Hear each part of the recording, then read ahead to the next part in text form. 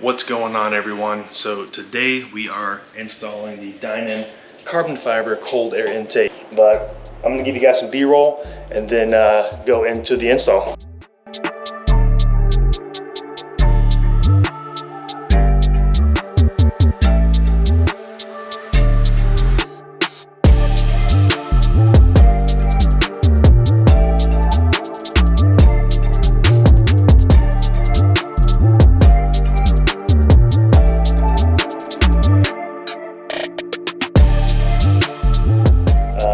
So this kit does come in a matte, but I'm sticking with the gloss theme for my car.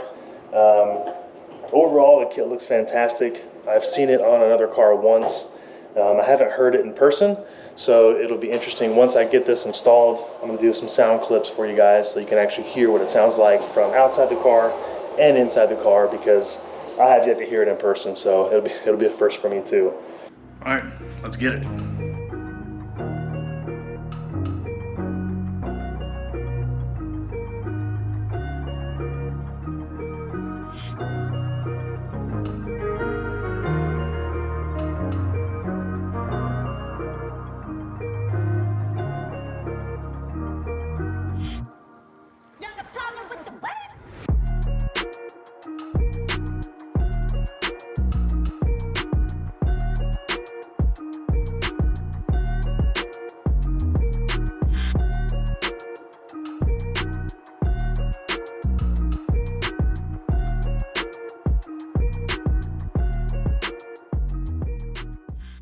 So to begin with the strut brace, this is a 13 millimeter, and then the 8 at the top of the strut brace are 15 millimeter nuts.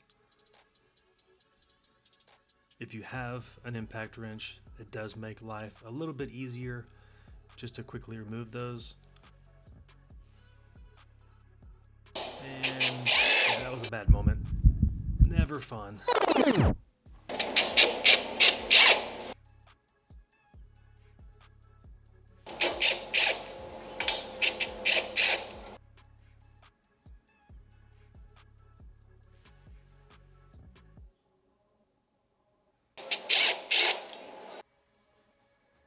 Once removed, the strut brace comes off pretty simply.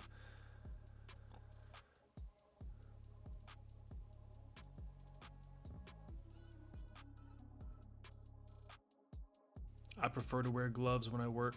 A lot of times I'll use the nitrile gloves, but my mechanics gloves give me a better grip, so I prefer to use those most of the time.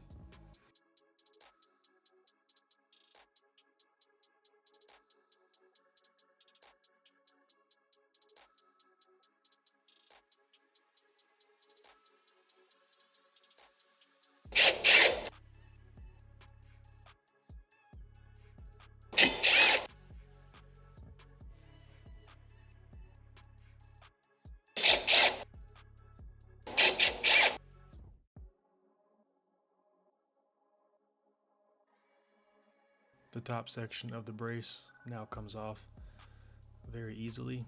Just set that to the side. So next is the engine cover, which is simply held on by 4 rubber grommets.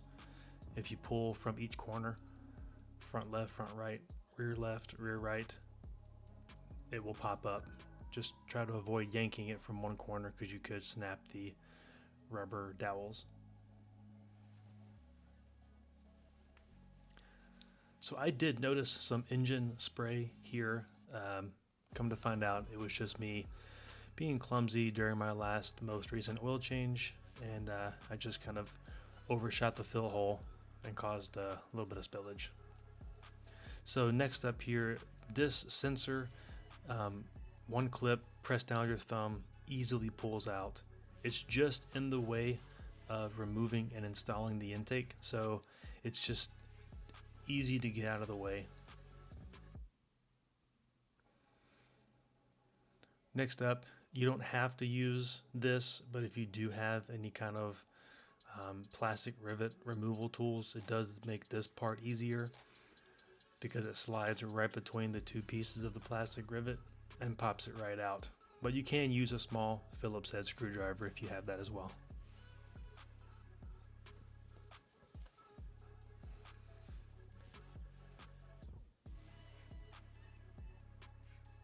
Next up is a T25. You can use a T-handle or you can use a socket, just because of the multi-angles of the top of the airbox screws. I'm using a socket for the T25, and I believe there's 5 per each, or 5 on each side of the air filter box. And these will not fall out. If you unscrew them, they will sit in the top of the box, and just leave them be, because you get new screws and new rubber grommets with the Dinan kit to replace those.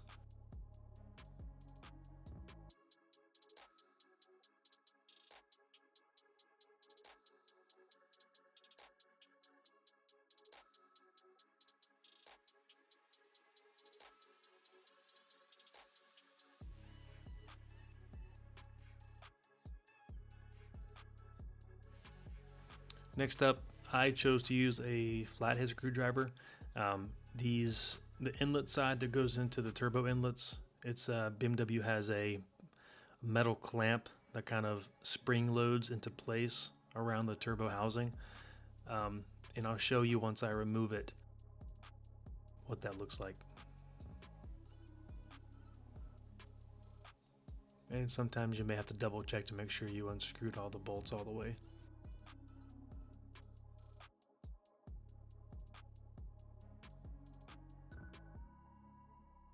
So if you reach down, and I'll show you when I pull it out, right there to the left where my screwdriver is, if you pull that to the side, it pulls the whole spring out, and then you can simply pull the inlet housing off the turbo inlet, as you can see right there.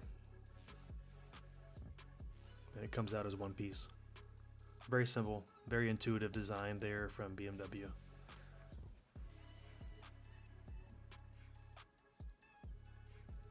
I always check the air boxes to make sure there's no big pieces of dirt and debris. A lot of times leaves or dust can get in there, bugs especially. So now's a good time to get the shop vac if you have some stuff in there. And this is going to be the passenger side. As you can see, just pulling the spring out to remove the inlet. And this one I actually kind of kicked it off the rear of it, and I'll show you when I pull it out. So I actually used a pick tool right here to hold it so it wouldn't fly off when I pulled it off.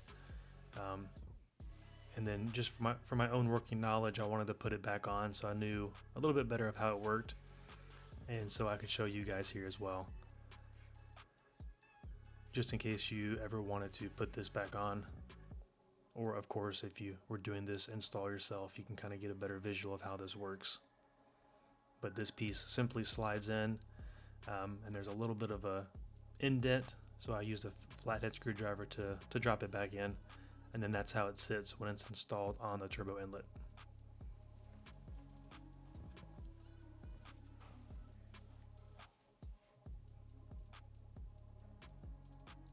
And once again, checking for any debris in the grill inlet side. So next up, the long side, or the long tubing from the Dinan kit, goes in the passenger turbo.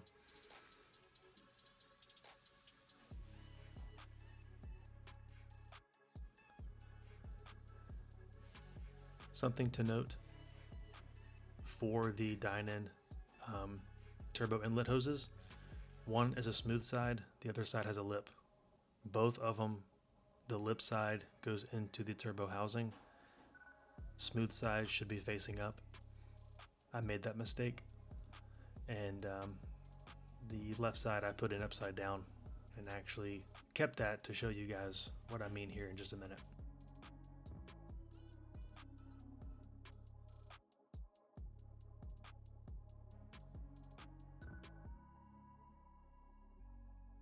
So for this one, on the right side, it should be facing straight up and down, and then I just snugged it up so it's nice and snug but not completely tight. And of course, I always use microfibers to cover up the turbo inlet so nothing falls in.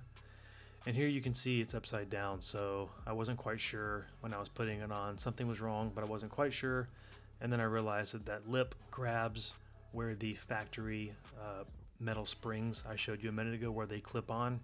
So now you can see they're smooth on both sides. Those should be facing up, which means both lips are now clipped into the turbo inlets. And tighten that one snug as well, once again facing that one vertical.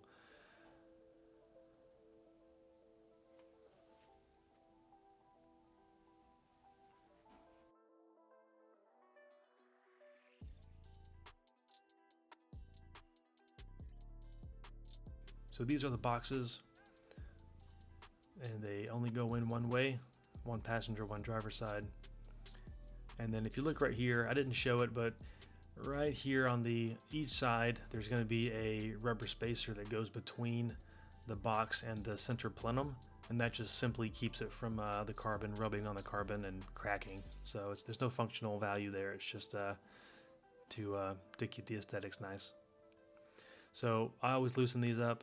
I will warn you that if you don't loosen these all the way up, they are pretty tough to get on. So loosen them as far as you can go, line it up just like that, and then they drop right on. And then same for this side. If you loosen it all the way up. Now these are oblong. They go on either side, doesn't matter. But when you put them in the box, the long side should be facing up in this case, which once in the car, they'll be facing down into the box. So they do need to go in that direction.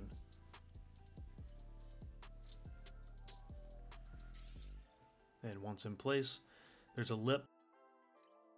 Once you push it on, it stops. And then tighten these down. You can use a 7mm or a flathead.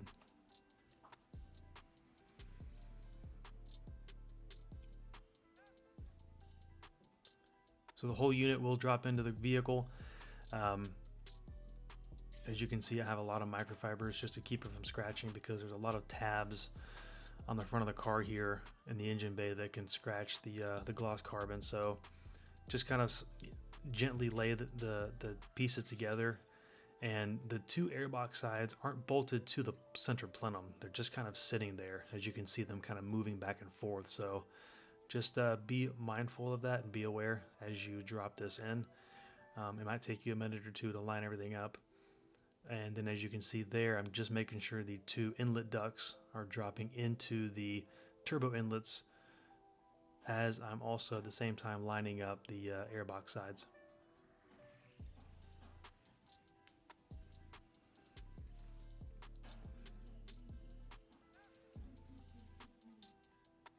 Here I'm just checking to make sure that the screw holes are lining up as well, and then double checking to make sure that the inlets are dropped into the turbo inlets there.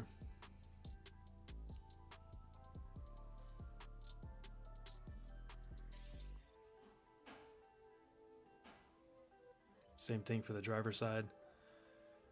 Make sure that's seated nicely up against that rubber spacer, and then it should drop into place, and the 5 holes on the factory lower end of the box should line up with the new Dinan top end of the box.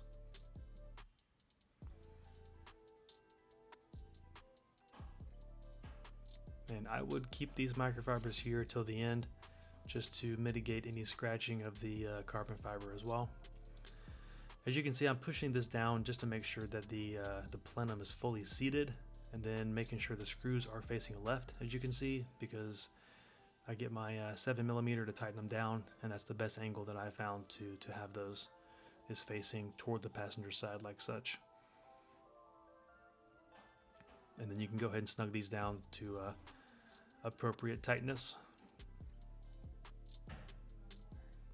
Now these are the new screws. They do come with rubber grommets, which is nice, so it mitigates any cracking of the carbon fiber.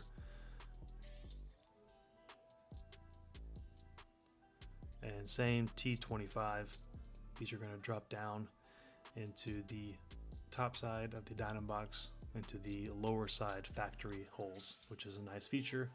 It uses the OEM mounting position. No torque spec here, just don't go too tight. And once you're done, I just took some ceramic quick detail spray and wiped all the fingerprints down, because there were definitely fingerprints and dust and dirt, anything that may have gotten on the box from packaging, shipping, and then me working on it. So just making sure it looks nice before I fully button everything down. And of course, before the car cuts on for the first time, engine bay gets hot. I don't want any of these fingerprints to get baked on or caked on, so try to get this off as best as possible.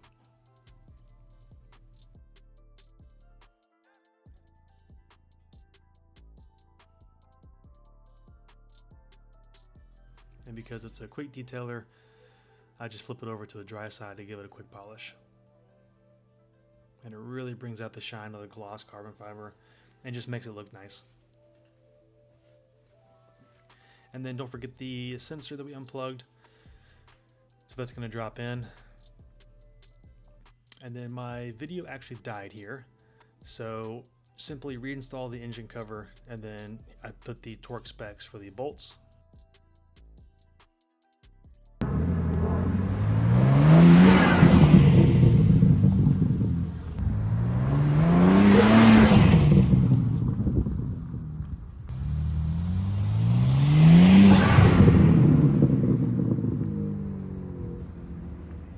So you just heard some clips of the intake after it was installed, and it sounds pretty aggressive, actually. You know, I looked at a bunch of intakes, obviously, you know, the Venturi, the MST, Gamma front mount intakes. I was looking at all the ones in the market that's popular for the G8X platform right now, and the style of the Dinan, so I guess overall form and function, I really liked it. And I had heard it in person one time, and I thought it sounded aggressive. It isn't the loudest intake, I don't think, but I think overall the way it's styled, the gloss carbon fiber, and the price point too. You know, it's about half of what the price point is for the Venturi intakes, and the quality is amazing. I'm super happy with it. I mean, at idle, can't really hear anything. I think that's kind of the same for most of the intakes, or I guess idle with revs. It needs to be under load before you can hear, but I think that's probably, like I said, most of the intakes. I know like the MST I've had and I've heard, it's a little bit louder, even on startup, even sitting at idle, revving. It's just a little bit more induction noise, whereas this one really needs to be under load before you get any kind of you know, turbo spool or blow off sound. So, but overall, I'm super happy. Quality turned out great. Fitment was really good. You know, it fits to the factory lower boxes as you saw. It's not 100%, like unless it's OEM, it's never going to be 100%. But I would say a pretty solid 95% fitment to the bottom of those intake. Mainly the bolting points, at the top of the box, bolts at the bottom of the box. That's probably a 95% fitment. It wasn't perfect, but overall quality is really, really good. And it sounds really good too. I mean, if you're cruising along, it's quiet enough to where you can have a conversation, because this is also a daily for me. I have a client call in, I got to put the windows up and have a conversation, so can't be super loud. You know, I like OEM Plus, as you guys know that have been following me for a little while, so I also wasn't going for the loudest thing on the market, you know. But like if I put the windows down, see if I can get some sound for you guys here. Hopefully not too much wind noise.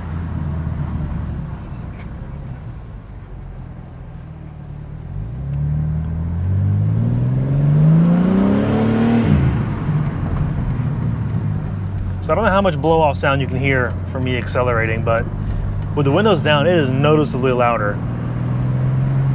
If you don't know, BMW has really good, you know, sound suppression with their vehicles. So when the windows and doors are closed, the vehicles are very quiet, which is nice. You know, it's more of a luxury feature, but those of us who modify our cars want to hear.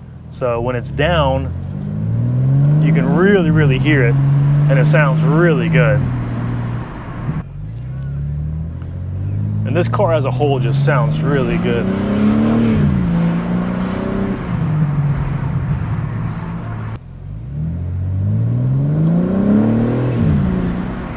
Woo.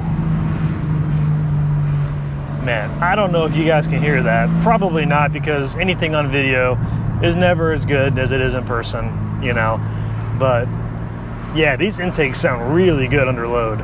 noticeably louder than stock, obviously, but I mean, it just sounds really, really good. I think for the overall quality of the part, the price point, what you're getting for it, the look, the fit, the finish, and the sound, you know, I think it's definitely worth getting. And I'm not sponsored by Dinan in any way, but this is an honest feedback and video, of course. Install was pretty easy. You know, I take my time. Anytime you video something, it takes longer, so it took a couple of hours to put this in for me, but it should be under an hour if you were just doing it by yourself.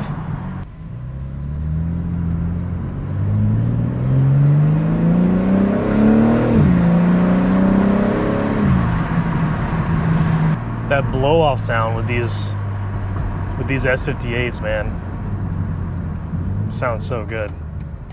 Just never gets old. It just makes you want to get on the gas a little bit more every time you drive it, so it tends to decrease the fuel level in the tank, obviously, but you know what, I didn't buy this car for good gas mileage, so it doesn't matter anyways. Totally worth it. Well, once again, guys, thank you for watching. Thank you for tuning in. If you haven't already, consider subscribing. It helps my small channel reach other guys like you who are looking to do installs and have reviews on products like this. I love doing it. I love this car, and you know, it's a total blast for me. Be on the lookout. I've got a lot more content dropping soon. Another install coming very soon, probably this next week, and a couple more drives coming up as well. So thanks for watching. I'll catch you guys on the next one. See ya.